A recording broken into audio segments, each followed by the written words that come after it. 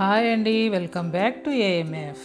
ఈరోజు మనము ముఖ్యంగా రాయలసీమ జిల్లాల్లో విలేజెస్లో చేసుకునే ట్రెడిషనల్ కర్రీ అండి. ఇది ముఖ్యంగా మా ఫ్యామిలీలో అయితే వారంలో 1-2 రోజులు చేసుకుంటాము.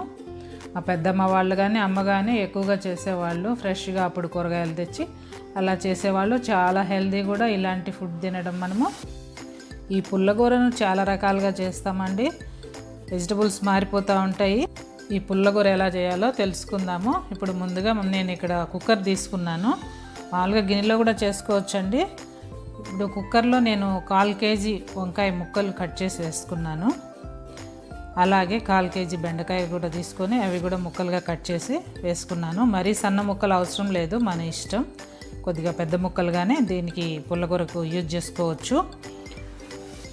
వంకాయలు కట్ చేసినప్పుడు ముఖ్యంగా వాటర్లో వేసేయాలి, లేదంటే చేదెక్కుతాయండి ముక్కలు. ఇక్కడ 4 టమాటాలు తీసుకొని నేను కట్ చేసి అవి కూడా పెద్ద ముక్కలుగానే వేసానండి. మనము 4 టమాటాలు తీసుకున్నాం కదా, అప్పుడు చింతపండు కొద్దిగా తగ్గించుకోవచ్చు. పచ్చిమిర్చియే కాకుండా ఇలా పండు మిర్చి కూడా యాడ్ చేసుకోవచ్చు అండి. అది డిఫరెంట్ టేస్ట్ అనేది ఉంటుంది. ఆ తర్వాత ఒక 20 పచ్చిమిర్చి తీసుకొని వాటిని సన్నగా కట్ చేసుకొని ముక్కలుగా వేసుకున్నాను. మనము ఎండుమిర్చితో కూడా ఈ పుల్లగూర చేసుకోవచ్చు, అలా కూడా చేస్తూ ఉంటారు పచ్చిమిర్చి అవైలబిలిటీ లేనప్పుడు. ఇక్కడ ఆనియన్స్ కూడా యాడ్ చేయొచ్చు, నేనైతే వేయలేదు. ఇప్పుడు 1 టీ స్పూన్ పసుపు కూడా యాడ్ చేశాను. అలాగే 1 నిమ్మకాయ సైజు చింతపండు శుభ్రంగా కడుక్కొని అది కూడా వేస్తున్నాను. టమోటాలు తక్కువ తీసుకున్నప్పుడు చింతపండు కొద్దిగా ఎక్కువే పడుతుందండి, కొంచెం పుల్లగా కారంగా ఉంటుంది కదా ఈ కర్రీ. 200 ml వాటర్ యాడ్ చేసుకొని మనము కుక్కర్ క్లోజ్ చేసుకొని వెయిట్ పెట్టుకొని 1 విజిల్ వచ్చే వరకు ఉడికించుకోవాలి. పర్ఫెక్ట్గా ఉడికిపోతుంది. చల్లారాక మూత తీస్తే ఇలా ఉంది.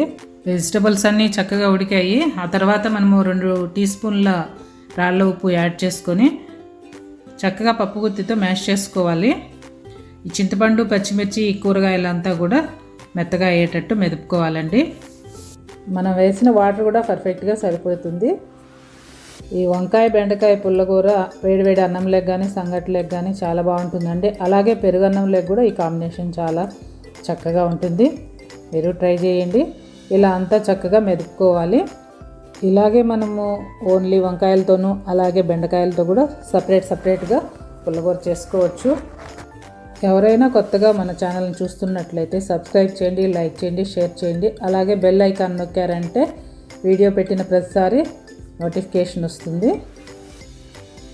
ఇలా చూసారంటే చక్కగా మనము మెదిపేసామంతా పర్ఫెక్ట్గా ఉంది కర్రీ కూడా. ఇప్పుడు మనము తిరగబాత వేసేసుకుందాము. ముందుగా ఒక బాండిల్ పెట్టుకొని స్టవ్ ఆన్ చేసుకోవాలి. 2 టేబుల్ స్పూన్ల నూనె యాడ్ చేసుకోవాలండి. నూనె బాగా కాగిన తర్వాత 1 టీ స్పూన్ ఆవాలు అలాగే 1 టీ స్పూన్ జీలకర్ర కూడా యాడ్ చేసుకోవాలి. అలాగే 2 ఎండుమిర్చిని కూడా ముక్కలుగా తుంచి యాడ్ చేసుకోవాలి. 10 వెల్లుల్లిని కూడా మనం క్రష్ చేసి వేసుకోవాలండి. తొక్క తీయాల్సిన పని లేదు.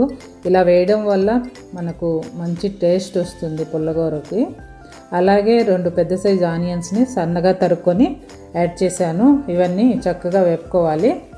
ఇలా కలుపుతూ ఉన్నామంటే బాగా వేగిపోతాయి. తొందరగా వేగాలంటే 1/4 టీ స్పూన్ సాల్ట్ యాడ్ చేసామంటే తొందరగా మనకు పోపు రెడీ అయిపోతుంది. అంటే ఆనియన్స్ తొందరగా వేగుతాయి. ఇప్పుడు అదే సాల్ట్ వేస్తున్నాను నేను ఇక్కడ. పోపును పర్ఫెక్ట్గా వేయించామంటే కూరకు చాలా టేస్ట్ వస్తుంది. ఆనియన్స్ చక్కగా వేయించుకొని ఆ తర్వాత మనము రెడీ చేసుకున్న కూరను యాడ్ చేసామంటే మంచి టేస్ట్ వస్తుంది. అలాగే మంచి అరోమా కూడా ఉంటుంది. ఇప్పుడు మనము కొద్దిగా కరివేపాకు కూడా యాడ్ చేసుకొని ఆ తర్వాత కొద్దిగా ఇంగు పౌడర్ కూడా యాడ్ చేసుకోవాలండి. ఇవన్నీ బాగా కలుపుకొని చక్కగా వేయించుకోవాలి. ఈ ఇంగు పౌడర్ యాడ్ చేయడం వల్ల కర్రీకి మంచి అరోమా వస్తుంది. ఇక్కడ చూస్తున్నారు కదా, ఆనియన్స్ చక్కగా వేగిపోయాయి. ఇప్పుడు మనము మ్యాష్ చేసి పెట్టుకున్న వంకాయ బెండకాయ కర్రీని తిరగబాతలో వేస్తున్నాము. కర్రీ యాడ్ చేశాక 2-3 మినిట్స్ ఉడికించుకొని స్టవ్ ఆఫ్ చేసుకుంటే సరిపోతుంది. అంతా ఒకసారి మనము కలుపుకోవాలి.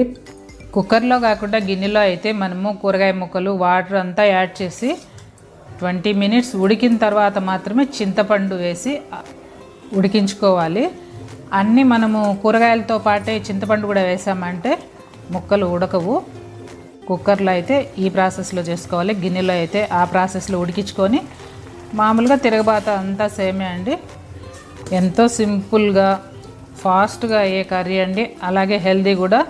ఇలా మీరు ట్రై చేసి ఎలా ఉందో మాకు కమెంట్ రూపంలో తెలియజేయండి. మళ్ళీ ఇంకొక హెల్దీ రెసిపీతో మీ ముందుంటాము. ఇదేనండి ఈరోజు video. Thank you for watching.